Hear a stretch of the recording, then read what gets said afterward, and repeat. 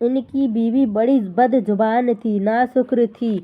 इत्तफाकन एक मर्तबा 2-3 दिन खाने को कुछ मयस्सर न हुआ तो बीवी ने निहायत तंग किया और बहुत सख्त से सख्त कहा कि बाल बच्चे तो भूखे मर रहे हैं और तुमको नमाजें पढ़ने से फुर्सत नहीं, जाओ और कुछ कमा कजा कर लाओ और बच्चों को खिलाओ।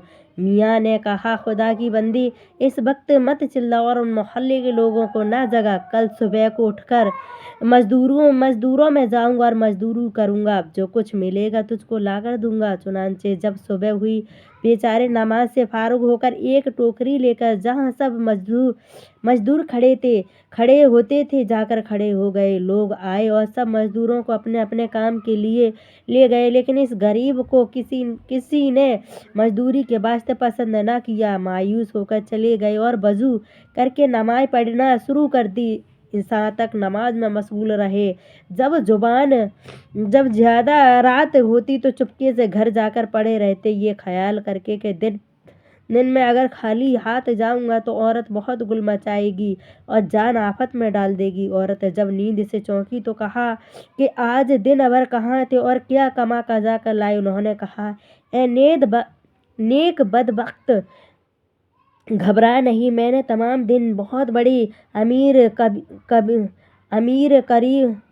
कबीर की मजदूरी की है, उसने कल देने का वादा किया है। दोनों दिन की मजदूरी कल लाऊंगा। ये सुनकर औरत बड़ी चिराग पा हो गई और कहा कि बाल बच्चे तो भूखे घर में मर रहे हैं, तुम कल का वादा करते फिरते हो।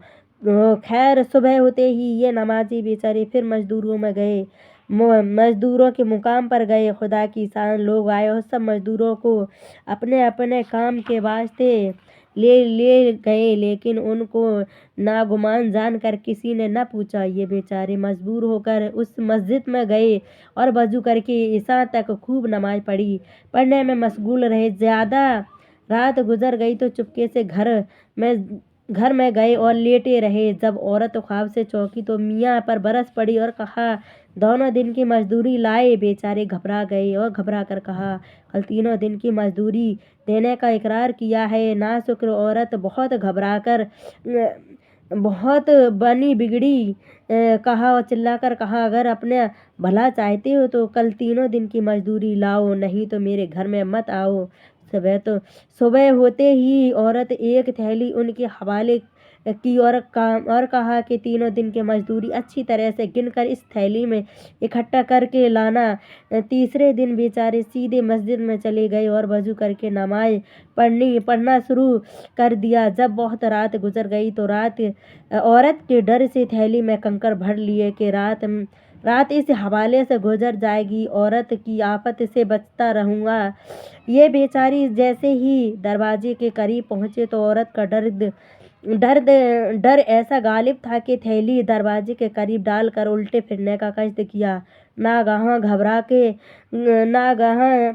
घर के अंदर से ऐसी खुशबू आई कि दिल और दिमाग मुअत्तर हो गया और एकाएक औरत खुश होती हुई घर से निकल आई। कहा, मियाँ कुर्बान हो जाऊं, जल्दी अंदर चलो। तुम सच कहते थे कि मैंने जिसकी मजदूरी की है वो बड़ा अमीर व करीब और रहीम व करीम है। उन्होंने कहा, अरे जल्दी बताओ तो क्या मामला है। उस औरत ने कहा, मियाँ, हकीकत हाल तो ये है कि मैं बच्चों की खुशनुदी के फिक्र में बैठी हुई थी कि नागहां किसी ने दरवाजे पर दस्तक दिए। मैं आ गई तो देखा कि एक सवारी सब्ज पोशाक पहने हुए दरवाजे पर खड़ा है। मुझसे कहा कि इस तबाक में 100 सरफियाँ हैं, ये 3 दिन की मजदूरी अपने खाविंद की ले और उससे कह देना कि जिस कदर तूने मजदूरी की उसी कदर पाई, अगर वो ज़्यादा करता तो ज़्यादा पाता। बस ये तबाक है और यह सरफियाँ हैं, इनमें से दमबद खुशबू उड़ती है। ये देखते ही वो नमाजी जार रोने लगा और परवरदिगार आलम की हम्द में जी जान खोने लगा, यहाँ तक कि बेकरार होकर लौटने लगा। औरत ये हाल देखकर हैरत में आ गई कि या इलाही, ये क्या मामला है। ये तो निहायत खुशी की बात थी। मियाँ बेहोश क्यों हो गए। जब वो नमाजी होश में आया तो अपनी बीवी से कहा कि ए औरत नाशुक्र, हकीकत हाल ये है कि मैंने 3 दिन किसी इंसान की मजदूरी नहीं की थी, बल्कि اس سخی و غنی رحیمی و کریم کی خدمت میں سرخم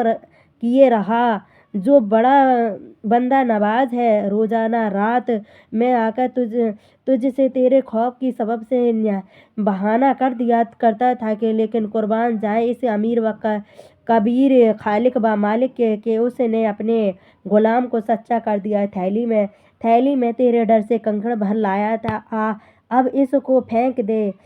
عورت اٹھی اور کنکڑ پھینک کر گھر کے صحن میں لا کر پھینک دیے۔